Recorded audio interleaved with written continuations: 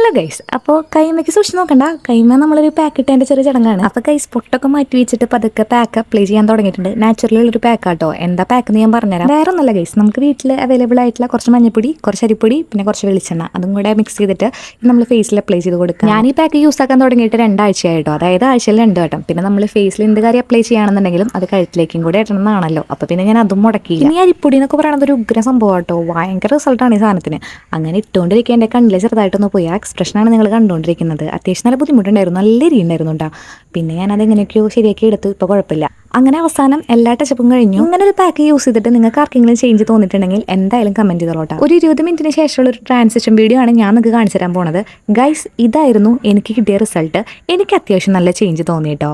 ഒറ്റൊരു ഡേയിൽ റിസൾട്ട് കിട്ടുമെന്ന് ഞാൻ പറയുന്നില്ല കേട്ടോ. ഞാനിത് 2 ആഴ്ച യൂസ് ചെയ്തപ്പോഴാണ് എനിക്ക് നല്ലൊരു റിസൾട്ട് കിട്ടിയത്. അപ്പോൾ ഗൈസ്, എന്തായാലും ചാനൽ സബ്സ്ക്രൈബ് ചെയ്യുക, കമൻറ്റ് ഇടുക, ലൈക്ക് അടിക്കുക. അപ്പോൾ ഓക്കെ ഗൈസ്, ബൈ.